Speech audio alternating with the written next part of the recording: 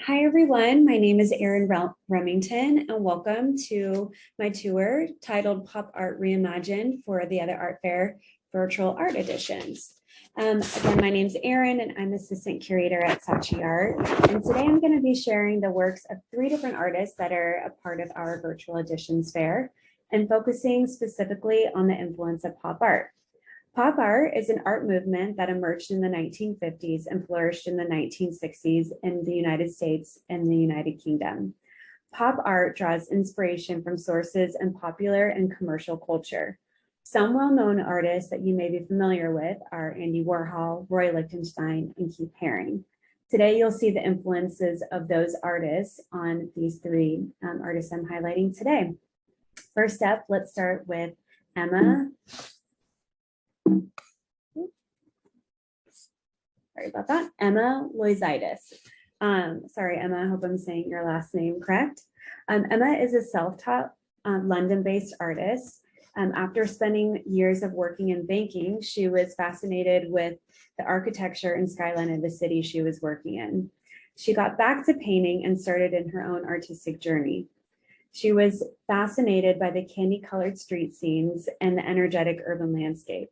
After studying Spanish at the university and spending years working in banking, she admired the cities and the life that she was living around her and began painting again. You can see by these different works selected here that there is a definite theme of industrial cities, and you're seeing Los Angeles and a skyline and all really fun.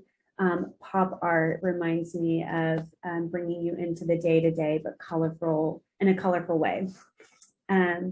Emma is inspired by city life, travels, and the effects of color that it has on human emotion.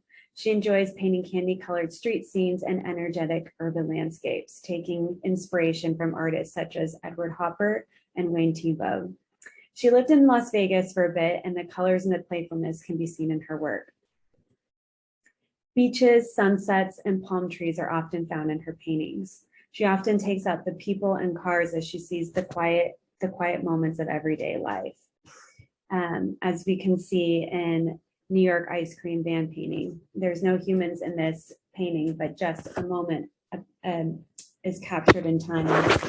It reminds me of nostalgic of my childhood and bringing me into reminding me of the times that I had gotten ice cream from an ice cream truck. And I just love how fun and playful her works are. And being based in Los Angeles, of course, I couldn't not help be drawn to the Beverly Hills Hotel coconut piece. It brings into this idealized and somewhere that I want to be currently right now. Next, we have the artist Daniel Marin. I forgot to mention previously, all 3 of these artists are in the Barker Hanger room. So when you are exploring the virtual fair, if you want to check out their booths, make sure you head over to the Barker Hanger room.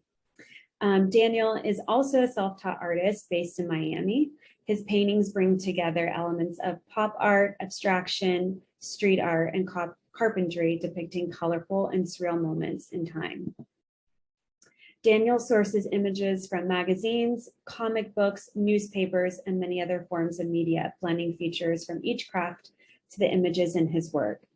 Each piece is created using a layering approach made up of steps of silk screening, freehand painting, hand-cut stenciling, and collage work, producing impactful compositions built on the artist's patience and pleasures. I think anyone that interacts with his work can definitely feel the energy and the emotion that he's trying to convey, and it's a really impactful composition.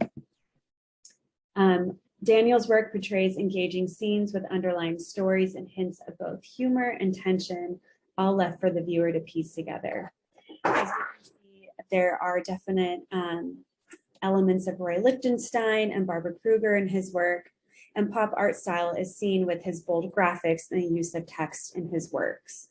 I love this Lovebirds piece with the text "cash only." It just makes your mind start to wonder, what are Daniel's intentions, or what are my conceived ideas about cash, and allows you to have your own narrative about the piece. Next, we have the artist Nathan Paddison. Nathan is based in Sydney, Australia. He uses many different mediums such as acrylic, enamel, fabric, newspaper, marker, and pastels. Nathan believes that working in a single medium is restrictive for him, so he likes to explore and use different types of materials. He has been painting only for the last 4 years and has started selling his work recently over the last 2 years, which I think is so impressive because seeing his artistic eye, I would think that he'd been painting for much longer. Recently, he received a People's Choice Award and a $50,000 Kilgore Prize. Nathan's paintings are experiential, they're raw, and they're drawn from his personal experience. His gestural marks and indistinct language known to the artist are part of his expressionistic dialogue. We can easily feel his emotions that are bursting from each of his paintings, with expressive lines and dripping paint and bold layering of colors. Here are 2 examples of works that I was drawn of his, and a little bit about his practice. Before he paints, Nathan often puts a blank canvas before himself, and he likes to see what that canvas, what story he wants to tell on it. He believes that each idea is manifest in its own individual style. Therefore, every brush stroke and line in his painting seems to speak and eventually merge into its own story. I was drawn to both of these paintings for their humor. None of us are saints, both a play on words and imagery. And his depiction of characters, animals, and text are congruent with the pop art movement. That concludes my tour today. Thank you so much for joining. If you have any questions about the artwork you've seen in this tour today or about the artist presented, please email myself or my team at curator@sachiart.com. Also, we offer free art advisory services where we help private clients and designers find the perfect artwork within their budget. Thanks so much for joining.